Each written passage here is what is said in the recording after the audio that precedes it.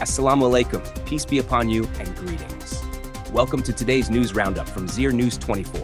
Today is Friday, the 31st of Asad, or 1404 Hijri solar year, corresponding to the 22nd of August, 2025. I am William Shepard, and here are the latest developments from Afghanistan and around the world. Headlines. The Islamic Emirate has rejected a recent UN Security Council report alleging the presence of foreign terrorist groups in Afghanistan. The International Organization for Migration warns of a growing humanitarian crisis among Afghan refugees.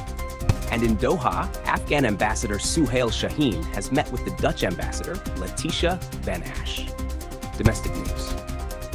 The Islamic Emirate has firmly rejected claims made at the UN Security Council regarding the presence of foreign militant groups in Afghanistan. Spokesman Zabihullah Mujahid said the concerns raised by certain countries were unfounded, insisting there are no unauthorized groups operating inside the country. He urged all parties to avoid baseless accusations and instead recognize Afghanistan's improving security and development as opportunities for cooperation. Meanwhile, the International Organization for Migration warns Afghanistan is facing an urgent humanitarian crisis as tens of thousands of Afghans are being forcibly deported from neighboring states. Between 1 and 30 April alone, more than 282,000 Afghans returned, including over 107,000 deported under duress. The IOM reports that many are returning traumatized, separated from their families, and stripped of belongings. The UNHCR has appealed for urgent assistance, warning Afghanistan lacks the capacity to absorb such large numbers, worsening unemployment, poverty, and the impact of natural disasters.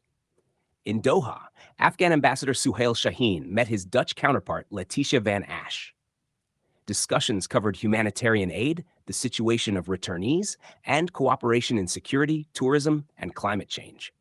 Both sides stressed that regular dialogue is vital to building trust and strengthening bilateral ties. Elsewhere, senior officials of the Islamic Emirate toured the production facilities of the National Development Company. Defense Minister Mullah Mohammed Yaqub Mujahid praised the company's achievements in manufacturing agricultural, industrial, and metal equipment, describing it as a major step towards national self-reliance. He pledged full support for the company's future projects. That concludes our domestic news. And before we turn to the international scene, a reminder, follow and subscribe to Zir News 24.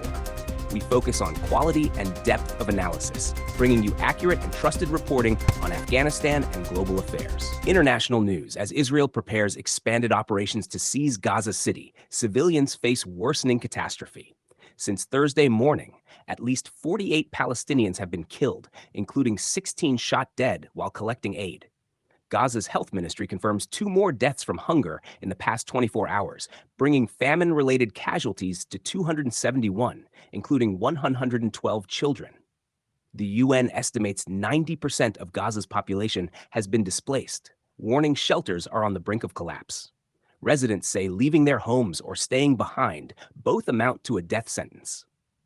International outrage grew after Israeli strikes hit a camp in Deir al-Balah that housed hundreds of displaced families. Witnesses said the army gave only minutes' warning before bombing destroyed the camp. Governments and humanitarian groups worldwide have condemned the attacks as violations of international law. Meanwhile, Spanish Oscar-winning actor Javier Bardem compared Israeli forces' actions in Gaza to those of the Nazis. He condemned footage showing an Israeli soldier killing a Palestinian child for amusement, likening it to the SS officer Amon Goth in Schindler's List. The Israeli army are Nazis, Bardem wrote. The same sadistic logic of terror is being applied against the Palestinian people.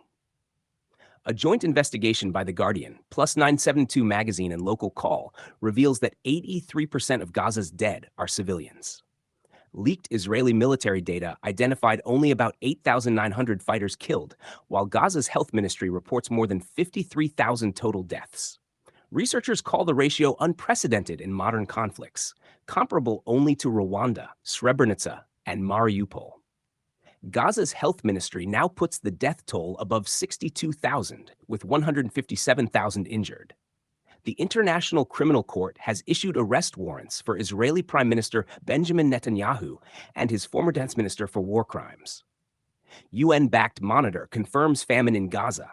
The Integrated Food Security Phase Classification, IPC, has officially declared famine in Gaza City and its surroundings, affecting 514,000 people, nearly a quarter of the population. The figure is expected to reach 641,000 by September's end. This is the first time IPC has confirmed famine outside Africa. The famine is expected to spread to Deir al-Balah and Khan Yunis in coming weeks. UN Secretary-General Antonio Guterres called it a man-made disaster, a moral indictment, and a failure of humanity. He stressed Israel, as the occupying power, has unequivocal obligations to ensure food and medicine reach civilians. UNRWA head Philippe Lazzarini said months of warnings had been ignored and urged political action. UN aid chief Tom Fletcher accused some Israeli leaders of openly promoting famine as a weapon of war, calling on Netanyahu to end the policy of retribution and open Gaza's crossings for unrestricted aid. In the United States, the Trump administration has ordered a sweeping review of 55 million visas, warning that any violations could lead to cancellation or deportation. The State Department says the monitoring applies to all visa holders, including tourists and students, covering overstays, crime, and security risks. Critics doubt the feasibility of such a vast review, noting it even includes people unlikely to return to the U.S. Also in the U.S., the FBI has raided the Maryland home of John Bolton, former national security advisor under Donald Trump. Agents began the search at 7 a.m. in Bethesda as part of a probe ordered by FBI Director Kash Patel, according to a source briefed on the matter. Reuters reported the raid, though details remain undisclosed. In Ukraine, Russia has launched its heaviest airstrikes in months, deploying 574 drones and 40 missiles across several cities. A U.S.-linked factory was destroyed in the west, injuring 15 people. In Lviv, 1 civilian was killed, 3 injured, and 26 homes destroyed. Strikes in Donetsk, Kharkiv, Kherson, and Zaporizhzhia left at least 9 dead and 11 wounded. Officials say the escalation undermines ongoing diplomatic efforts. That concludes our international news. Sports in Asadabad, Kunar, a futsal tournament has begun at Chagi Stadium. Koz Chagi defeated Mans Chagi 3-1 in the opening match. In Khost, the second round of the Coast Volleyball Premier League is underway at Sheikh Zayed Gymnasium with 10 teams participating, 3 from Kabul, 2 from Khyber Pakhtunkhwa, and 5 from Khost. In the opening match, Salar Khyber Pakhtunkhwa beat Kabul Watandost 3-1. In Jalalabad, Nangarhar, a major volleyball tournament featuring 42 teams has begun. In the first match, Kogyani defeated Shag Spinghar 2-0.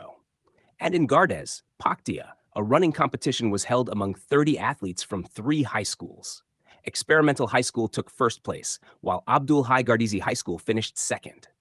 That's all for today's sports. For more updates on Afghanistan and the world, follow Zir News 24 on TikTok, Facebook, Instagram, X, and YouTube.